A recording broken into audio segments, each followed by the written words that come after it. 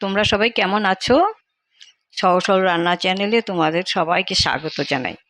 আজকে না আমি সহজভাবে একদম ইজি দেখো বানানো, আমি একটা ফ্রুট কেক বানিয়ে দেখাচ্ছি।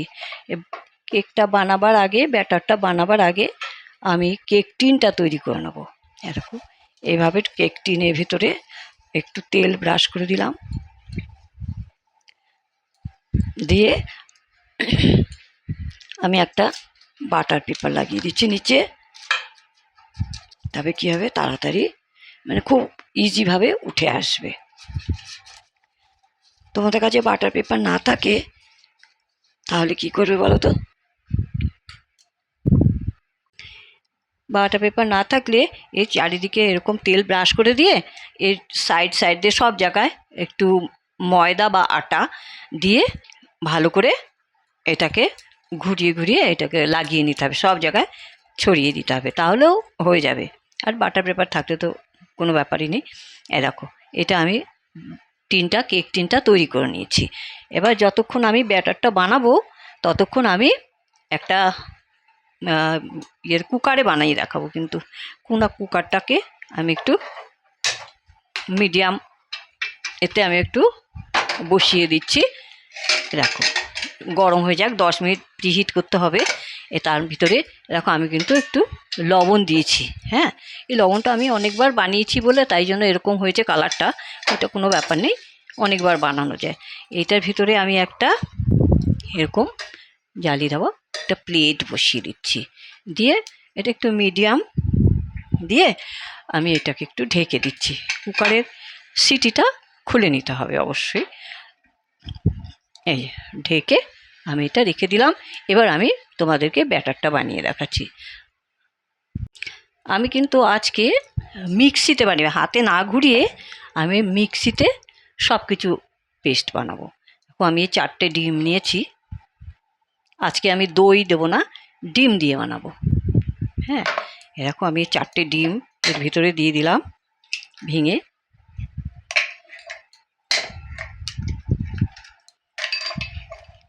এই দেখো, খুব সহজ বানানো, এত ইজি বানানো, না বানালে বা না দেখলে পরেও বুঝতেই পারবে না। এই দেখো, আমি 4টে ডিম দিয়ে দিলাম, দিয়ে এর ভিতরে এই দেখো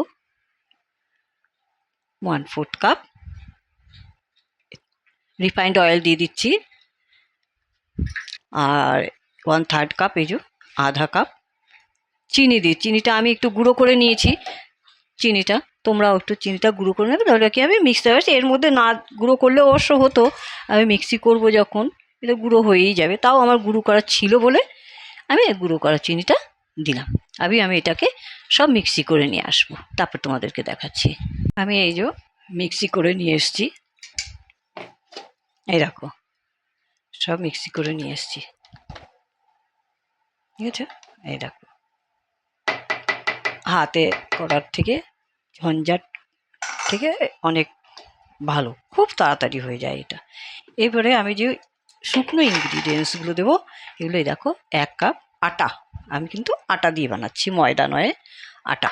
হ্যাঁ, এ দেখো আটা, 1 কাপ আটা নিয়েছি, আর 2 চামচ আমি এই যে মিল্ক পাউডার নিয়ে নেব। হ্যাঁ, মিল্ক পাউডারটা এই দেখো এর ভিতরেই রয়েছে চামচটা। এই দেখো 2 চামচ আমি মিল্ক পাউডার দিয়ে দিচ্ছি। হ্যাঁ, দেখতেও সুন্দর হবে কালারটা, আর খেতেও খুব টেস্ট হবে। হ্যাঁ, এই দেখো আমি দুটো চেলে নিচ্ছি।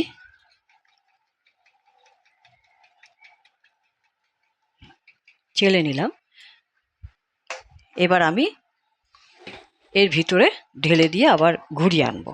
হ্যাঁ, এই দেখো এর ভিতরে আমি ঢেলে দিচ্ছি, ঢেলে আবার একটু ঘুরিয়ে নিয়ে আসবো, আস্তে আস্তে ডালবো। এবার আমি এটা ঘুরিয়ে নিয়ে এসে তোমাদেরকে দেখাচ্ছি। আমি ঘুরিয়ে নিয়ে এলাম মিক্সিটা, এই দেখো। এবার আমি একটা পাত্রে ঢেলে নিচ্ছি।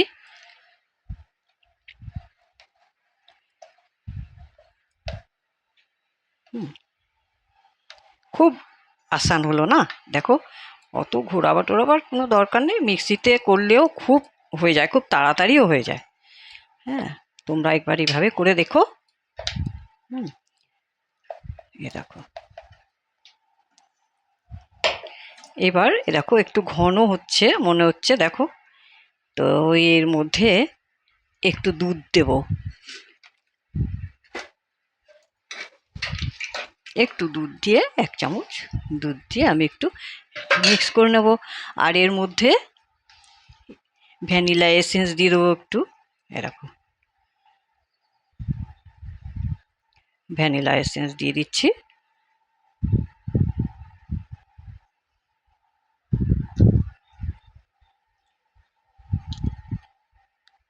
এরকম, এটা আটকে গেছিল,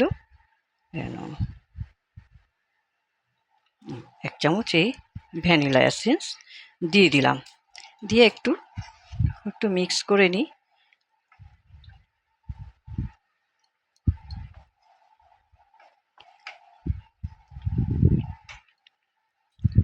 আমি মিক্স করে নিয়েছি দুধ দিয়ে। এবার দেখো বেকিং পাউডার দেবো।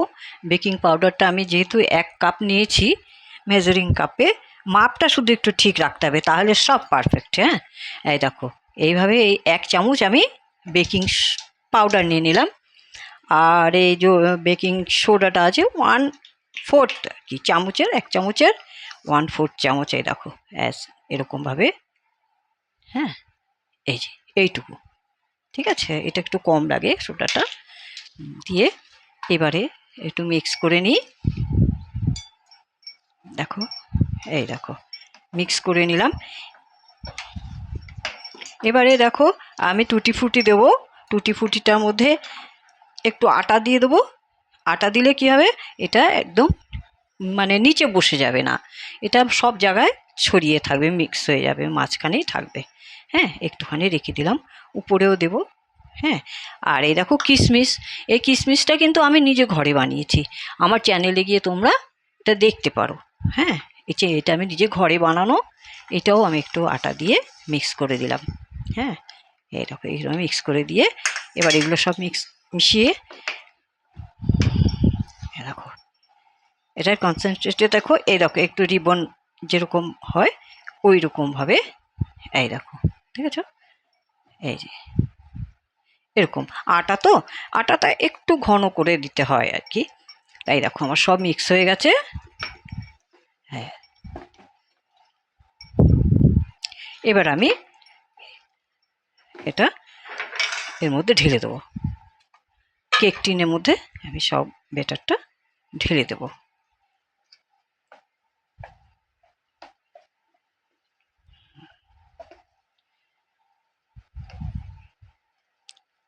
দেখো সব আমি এর মধ্যে ঢেলে দিলাম।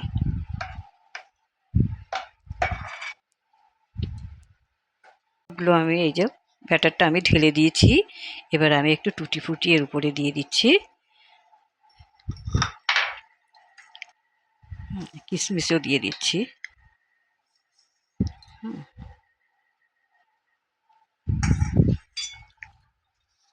দেখো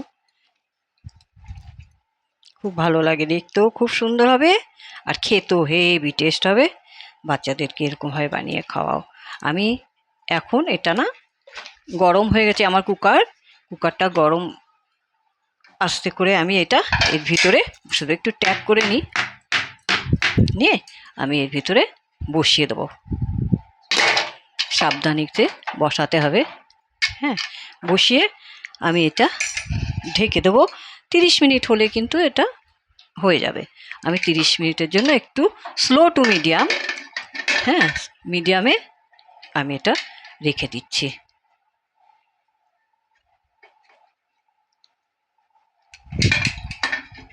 এটা ঢেকে আমি রেখে দেবো 30 মিনিট। একটু দেখে নেবে, দেখে নিয়ে তারপরে যদি লাগে পরে আবার 5 মিনিট করে নেওয়া যাবে। আগে আমি 30 মিনিটের জন্য রেখে দিলাম। কেকটা কিন্তু আমার হয়ে গেছে, দেখো কি সুন্দর ফুলেছে, দেখো এই দেখো দেখাচ্ছি আমি তুলে। হ্যাঁ, হেভি ফুলেছে।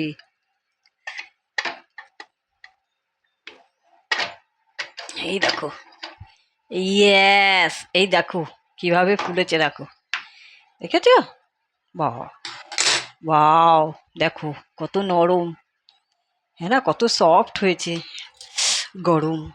দেখো, আমি এটা না ঠান্ডা হয়ে গেলে আমি তোমাদেরকে কেটে দেখাবো। হ্যাঁ, দেখো কত সুন্দর হয়েছে, একদম সহজ বানানো, কোনো ঝঞ্ঝাট নেই। কুকারে সব দিয়ে দিয়ে মিক্স করে বাস এইভাবে বানিয়ে নাও কুকারে। ঠিক আছে, আমি এবারে একটু ঠান্ডা হচ্ছে, ঠান্ডা করে আমি তোমাদেরকে তুলে দেখাবো।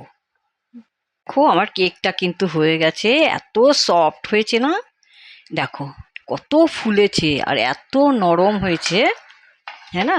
এই দেখো আমি তুলে দেখাচ্ছি, এই দেখো, হ্যাঁ না, খুব নরম হয়েছে, হ্যাঁ না? দেখো, তোমাদের যদি রেসিপিটা ভালো লাগে তাহলে একটা লাইক করো, সবার সঙ্গে শেয়ার করো, আর সাবস্ক্রাইব করতে ভুলো না।